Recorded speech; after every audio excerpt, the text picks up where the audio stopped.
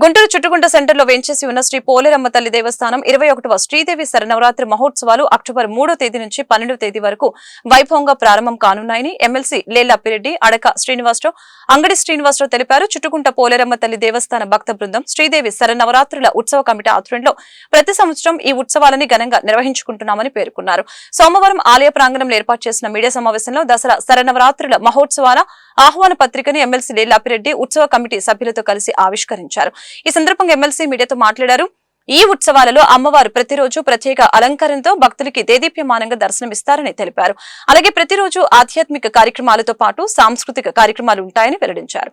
కార్యక్రమంలో ఉత్సవ కమిటీ సభ్యులు, కార్పొరేటర్లు అడక పద్మావతి, అచ్చాల వెంకట్రెడ్డి, కాండ్రకొండ గురువయ్య, ఎర్రం కృష్ణారెడ్డి, భవనం శ్రీనివాసరెడ్డి, కుమ్మర చంద్రశేఖర్ ప్రసాద్, సాంబిరెడ్డి, రామకృష్ణ తదితరులు పాల్గొన్నారు.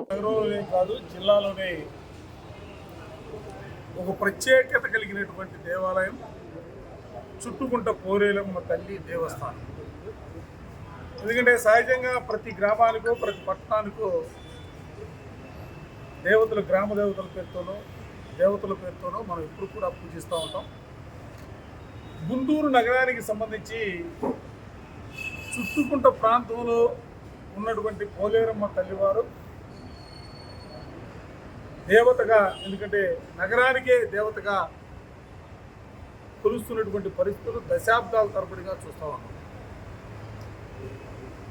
నవరాత్రి మహోత్సవాలకు సంబంధించి 21 సంవత్సరాల కిందట ప్రారంభించినటువంటి ఈ ఉత్సవాలు 8 మంది కమిటీతో ప్రారంభమైతే ఇప్పుడు 86 మంది కమిటీ సభ్యులు.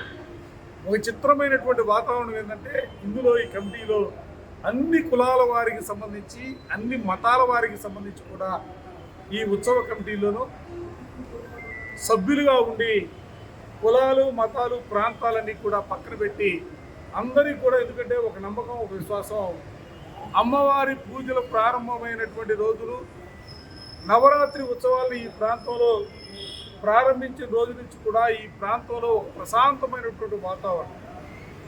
ఈ ప్రాంతానికి సంబంధించి అందరూ కూడా కులాలు, మతాలు అన్నీ కూడా మరిచి అందరూ కూడా అన్నదమ్ములుగా కనబడుతున్నటువంటి పరిస్థితులు ఉన్నాయంటే అమ్మవారి ఆశీస్సుల వల్లనే అది సాధ్యమైందనేది అందరూ కూడా బలంగా నమ్ముతున్నటువంటి వ్యక్తులుగా మేమందరం కూడా ఉన్నాం.